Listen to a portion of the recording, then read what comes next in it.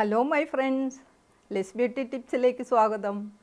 ഇന്നത്തെ എൻ്റെ പോസ്റ്റ് എന്താണെന്നോ, പ്രോട്ടീൻ സീനിയർ സിറ്റിസനെ സംബന്ധിച്ച് എന്തെല്ലാം ഗുണങ്ങളാണ് കിട്ടുന്നത് അവരുടെ ആരോഗ്യത്തിനും സൗന്ദര്യത്തിനും. മെയിനായിട്ട് പ്രായമാകുമ്പോഴുള്ളൊരു കുഴപ്പം നമ്മുടെ മുഖവും ശരീരവും ഒക്കെ തൂങ്ങുമല്ലേ. അതിന് കാരണം മസിൽസ് ലൂസാവുന്നതാണ്. അപ്പോൾ എങ്ങനെ നമുക്ക് ഈ മസിൽസ് ലൂസാകാതെ നമ്മുടെ ശരീരത്തിനെ ശ്രദ്ധിക്കാം, അതോടുകൂടി യൗവനവും മുഖത്തിൻ്റെ യൗവനം ശരീരത്തിൻ്റെ യൗവനവും ഒക്കെ എങ്ങനെ നിലനിർത്താം എന്നുള്ളതാണ് ഇന്നത്തെ എൻ്റെ പോസ്റ്റ് ഇട്ട. അപ്പോൾ ഈ പ്രോട്ടീൻ പൗഡർ എന്ന് പറയുമ്പോൾ നമ്മുടെ മനസ്സിൽ ഓടി വരുന്ന കൊച്ചു പിള്ളേരെ ജിമ്മിലൊക്കെ പോയിട്ട് മസിലൊക്കെ പിടിപ്പിക്കാൻ വേണ്ടി കഴിക്കണ ഒന്നാന്നാണ് നമ്മുടെ എല്ലാം ധാരണ അല്ലേ. പക്ഷെ അതല്ല, നമുക്ക് പ്രത്യേകിച്ച് സീനിയർ സിറ്റിസനും പ്രോട്ടീൻ ആവശ്യത്തിന് വേണം കേട്ടോ. ഇപ്പോൾ സാധാരണ നമ്മളൊരു 30 വയസ്സ് വരെയൊക്കെ എന്ന് പറഞ്ഞു കഴിഞ്ഞാൽ നമ്മുടെ മസിൽ ഡെവലപ്പ് ചെയ്യണ സമയമൊക്കെയാണ്. പക്ഷേ ഒരു 30 വയസ്സിന് ശേഷം എന്ന് പറഞ്ഞു കഴിഞ്ഞാൽ മസിൽ ഒരു കുറേശ്ശെ 0.5% വെച്ച് മസിൽ കുറയാൻ തുടങ്ങും. അതാണ് നമ്മളുടെ ഒരു 50-60കളൊക്കെ എത്തുമ്പോഴത്തേനും ശരീരമൊക്കെ തൂങ്ങുന്നത്. അപ്പോൾ അതനുസരിച്ച് നമ്മുടെ ഫുഡിൽ നമ്മൾ മാറ്റങ്ങൾ വരുത്തണം കേട്ടോ. അപ്പോൾ ഈ പ്രോട്ടീൻ കഴിക്കുക എന്ന് പറഞ്ഞു കഴിഞ്ഞാൽ എല്ലാവരുടെ മനസ്സിലെന്താ, മസിൽ ഡെവലപ്മെൻറ്റ് ചെയ്യാനാണെന്നാണ്. പക്ഷെ അങ്ങനെയല്ല. പ്രോട്ടീൻ കഴിക്കുന്നതുകൊണ്ട് നമുക്ക് ഒത്തിരി ഗുണങ്ങളുണ്ട്. മസിൽ ടൈറ്റ് ചെയ്യാൻ മാത്രമല്ല, നമ്മുടെ ബ്ലഡ് സർക്കുലേഷൻ കൂടുന്നതിനും നമ്മുടെ രോഗപ്രതിരോധ ശേഷി കൂടുന്നതിനും ടിഷ്യൂസും സെൽസിൻ്റെയൊക്കെ റിപ്പയറിനും എല്ലാത്തിലുപരി നമ്മുടെ സൗന്ദര്യത്തിൻ്റെ വശത്തോട്ട് പോവുകയാണെങ്കിൽ ഡ്രൈ സ്കിൻ കേട്ടോ, ഡ്രൈ സ്കിൻ ആവാതിരിക്കുന്നതിനും, അതുപോലെ തന്നെ മുടി ഡ്രൈ ആയി പൊട്ടിപ്പോകുന്നത്, കൊഴിഞ്ഞു പോകുന്നത്, ഇതിനെല്ലാം ഇതെല്ലാം ഉണ്ടാകാതിരിക്കാൻ ആവശ്യമായ ഒന്നാണ് ഈ പ്രോട്ടീൻ കേട്ടോ. അല്ലാണ്ട് ഈ മസിൽ പിടിപ്പിക്കൽ മാത്രമല്ല. പിന്നെ നമുക്ക് മനസ്സിലാക്കേണ്ട വേറൊരു കാര്യം എന്താണെന്ന് വെച്ച് കഴിഞ്ഞാൽ, നമ്മുടെ ഈ ഫ്ലൂയിഡിനെയൊക്കെ ബാലൻസ് ചെയ്യുന്നതും ഇതാവശ്യമാണ്. പിന്നെ ശരീരത്തിലൊക്കെ ഇങ്ങനെ ചിലവർക്ക് നീർവീക്കം വരുമല്ലോ. അപ്പോൾ അതും ഈ പ്രോട്ടീൻ്റെ കുറവ് മൂലം വരുന്നതിനൊരു കാരണം അതാണ് കേട്ടോ.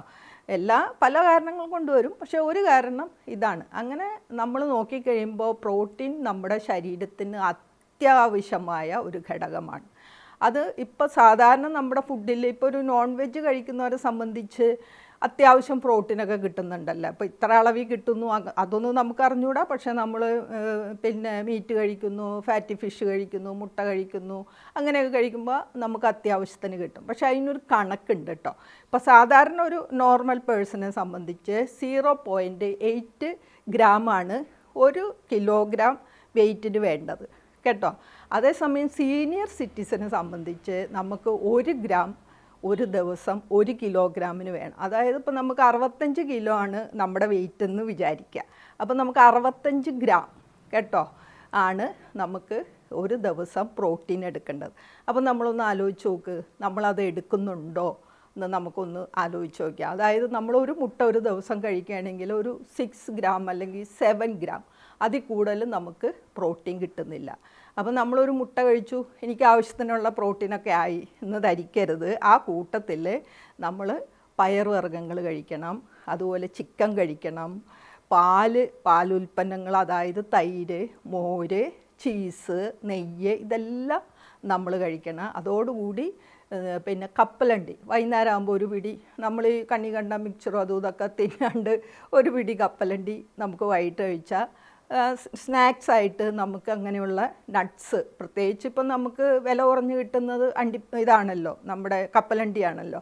അപ്പോൾ നമുക്ക് കപ്പലണ്ടി കഴിക്കാം കേട്ടോ. അതുപോലെ നമുക്ക് ചെറുപയർ വേവിച്ചത്, കടല വേവിച്ചത്, പയർ വേവിച്ചത്, പരിപ്പ് കറി, ഇതിലെല്ലാം നമുക്ക് പ്രോട്ടീൻ ഉണ്ട്. അപ്പം നമ്മൾ കഴിക്കുമ്പോൾ നമ്മൾ ശ്രദ്ധിക്കാനുള്ളത് നമ്മൾ കഴിക്കുന്ന ആഹാരത്തിൽ നമ്മൾ ഇതെല്ലാം ഉൾപ്പെടുത്തണം. ഇനിയിപ്പോൾ ചിക്കനും ബീഫും ഒന്നും കഴിക്കാത്തൊരു ഫാറ്റി ഫിഷ് എന്ന് പറഞ്ഞാൽ ടൂണ, അയില, ചാള തുടങ്ങി നമ്മൾ സാധാരണ കഴിക്കുന്ന ഫിഷുകൾ.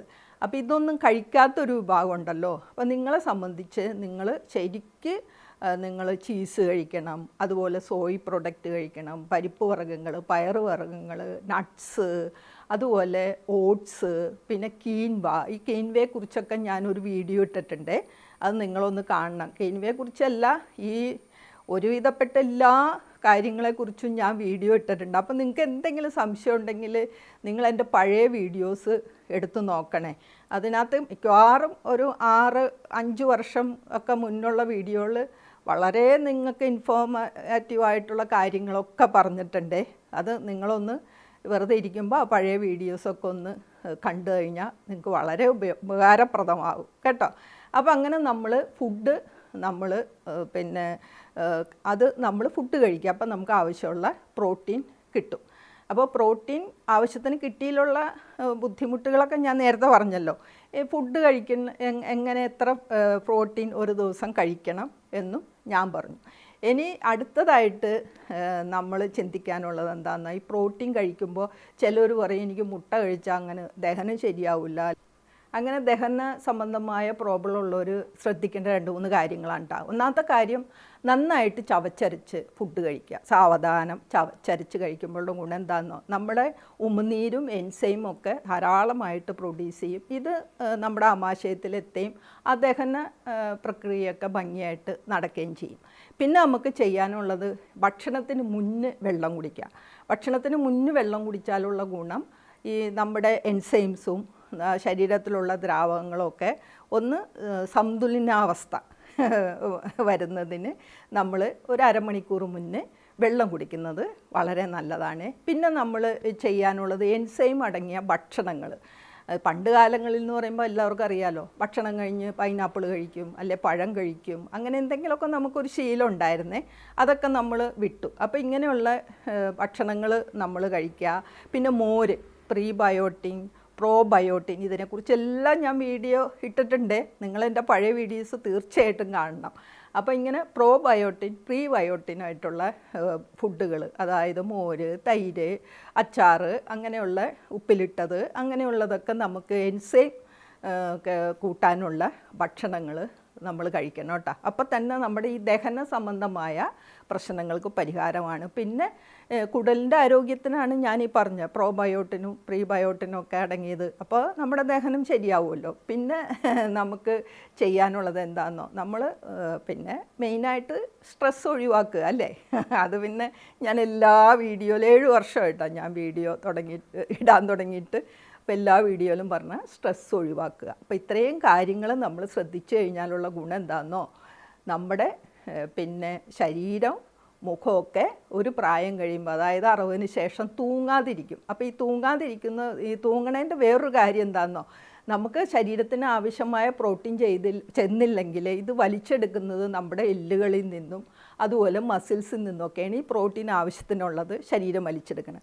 അപ്പോൾ അതിന് നമ്മൾക്ക് അവോയ്ഡ് ചെയ്യാനാണ് നമ്മൾ പ്രോട്ടീൻ ഫുഡ് കഴിക്കുക. നമ്മുടെ യുവത്വം, ശരീരത്തിൻ്റെയും മുഖത്തിൻ്റെയൊക്കെ യുവത്വം നിലനിർത്തുക കേട്ടോ. അപ്പോൾ എൻ്റെ ഈ പോസ്റ്റ് എല്ലാവർക്കും ഇഷ്ടമായല്ലോ. എല്ലാവരും ഹാപ്പി ആയിട്ടിരിക്കുക. എന്നെ വായിച്ചത് നിങ്ങൾക്ക് എല്ലാവർക്കും താങ്ക്സ് ഉണ്ട്. ഫ്രണ്ട്സിനൊക്കെ ഷെയർ ചെയ്യണം. ഓക്കെ എന്നാൽ thank you for watching. By.